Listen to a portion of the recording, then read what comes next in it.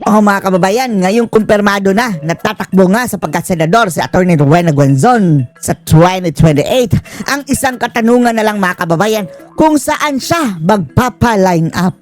Inihayag na ngayon mga kababayan ni Rowena Guanzon na 100%, 100% so suporta siya kay VP Sara Duterte mga kababayan. Ito ang totoong unity team. Kay VP Sara daw siya so suporta. At sa anong kadahilanan? Panoorin niyo po mga kababayan. That's why nagsara ako. Kay Sara siya. Ako, abogada. Yes! Abogada! Numero 1 talaga yan mga kababayan. Dapat may kaalaman. Iloy, hubin, energetic ang karakter. Energetic. Strong ang karakter. Strong. Lintik ang karakter. Utod ko ba? Nag-Ilonggo na siya mga kababayan. Hindi tayo masyadong nakakaintindi ng mga malalim na Ilonggo mga kababayan pero may pa konti-konting naiintindihan. Kapag babad, Nagapanuntok daw mga kababayan. ako yung istorya lang yan kapag hero sa una, pero wala man sila witness. Kahit sa mayor ko, posible. Hasta karoon. Ano daw? Ang shooting na lang, hindi bulang naman ko. Pero Importante sa tanan. ang importante daw sa lahat mga kababayan, Ang opposition leader karon si Sara Duterte. na ang opposition leader ngayon ay si Sara Duterte. Yan ang importante. Dili na kanang ga-pretend diya nga sila may opposition. Hindi daw yung mga nagpe-pretend dyan mga kababayan na sila daw ang opposition. Sina Virus. Nagdala sila Santo Niño de Recibo. Dala-dala daw ng mga kababayan ng Santo Niño. Si Virus no, nagpa-epal mga kababayan pa. Kumuha pa ng photographer para picturean siya na nagdadala siya ng Santo Niño. Dadala daw ng Santo Niño. Tapos pasayaw-sayaw daw. Kinsa man na. Kinsa na. Huwag magibawa na. Kinsa na. The nerve daw mga kababayan. Nakakapangilabot. Kinsa dahu. Risa Hontiveros. Santo Niño, ilan ang dagat kung ihunaman ba? Dahu. Ato mga Santo Niño, kanang mga sanunulungan pag ito mga Santo Niño. Ano na ipatulong ni mo sa simbahan? Ano na take care ni mo kanang iyang Yung Santo Niño doon na Hontiveros mga kababayan, parang kakaiba daw. Samantalang yung totoo daw talaga mga Santo Niño, yung mga Santo Niño talagang mga legit na, matatagal na. Yung kay Virus mukhang bagong bili pa. For the pictorial. Ha? Kay matay kang Kinsa kang kinsa. sweet man yun. Ang kandidato ni Lamas. Ang kandidato daw ni Llamas. Yung Nilyamas ni Lamas. Daakbayan girl.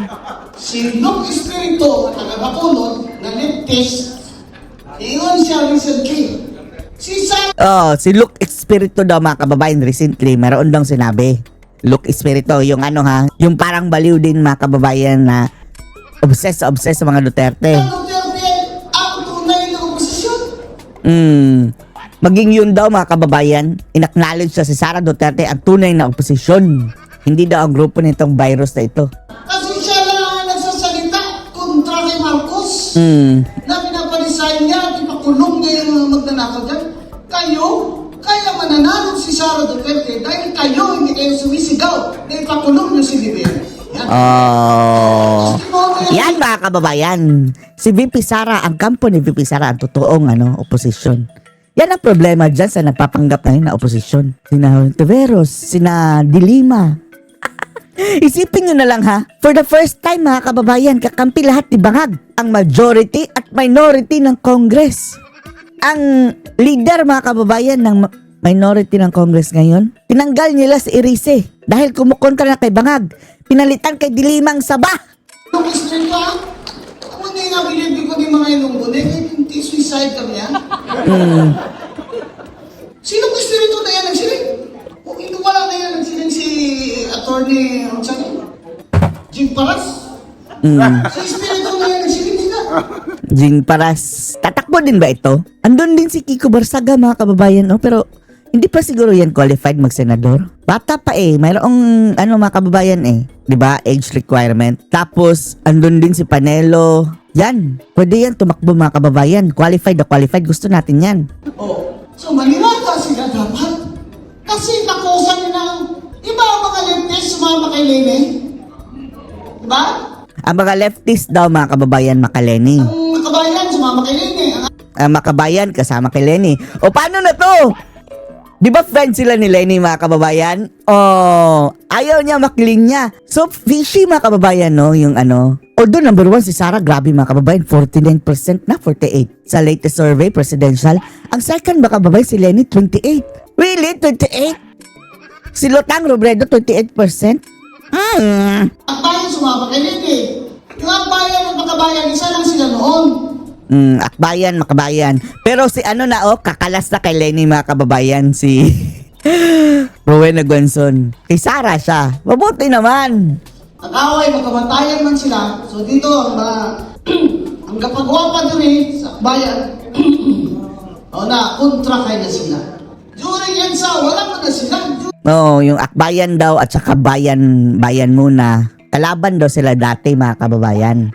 Yung kalaban na faction yan puro mga makakaliwa. During slap election, wala man na sila. Slap election, dito si Digong. O si Nanay Soling may leader dito sa Davao. Ang leader daw dati, mga kababayan, sa Davao City na anti-Marcos, Nanay Suling at si sa Tatay Digong. Sila wala man na sila. Because the left Pero yung mga akbayan, wala yan sila dati. wanted a revolution. They did not want an election.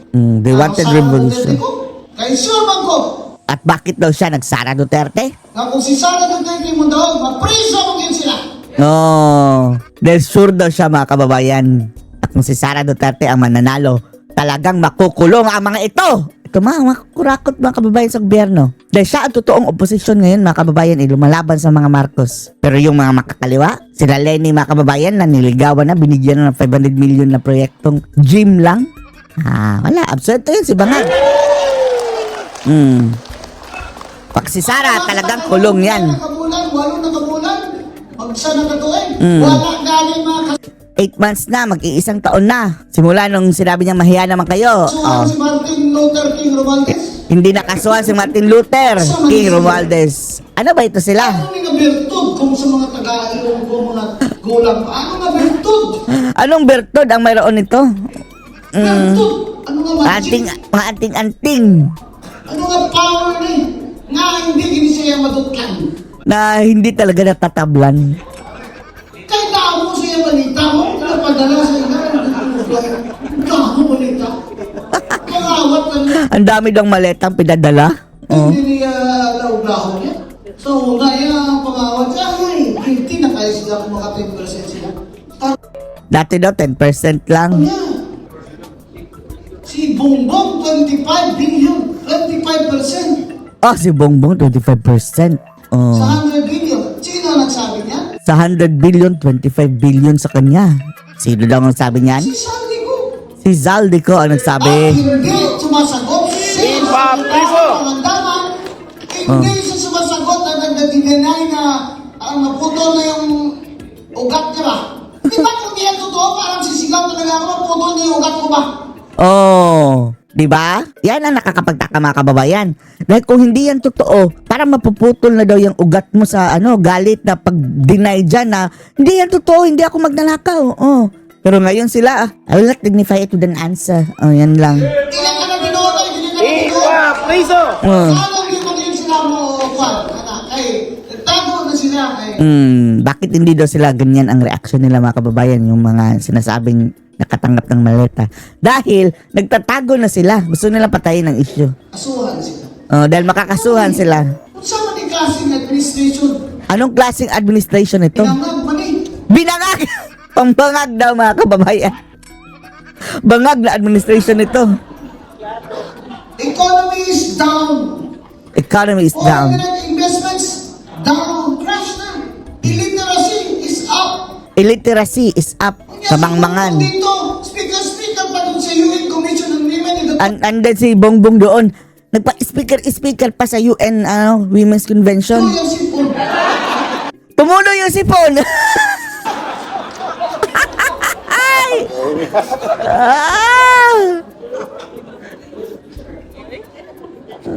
Kung sa mga klase mo, presidente. Anong klaseng presidente ito? Makita niya mo ni presidente ng ate, kagamo niya tagosong sa Pilipinas, mambal sa iyo, di puta! Oh, kung nakita daw mga kababayan ng iba na, no? Ang klaseng presidente ito ng Pilipinas. Hindi talagang pigilan makapagsabi, you di put! Di puta! Inura niya, presidente. Oh, ito si Marcos. Yun sila nga, ito, hindi magkamahal ka na nila, ay nakapay lang ng private. Oh, tanong daw nila ang mga tao, mga kababayan kay Guanzon, bakit hindi daw siya natatakot file ng libel? Oh, sus ka. I just eat libel for breakfast. Bakain siya ng libel ng breakfast. Pinasnak ni Waterman. Gina-snacks ang libel. Ang ila, ginahagdukan.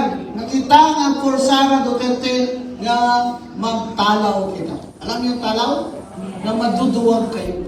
Kaya kailangan Oh.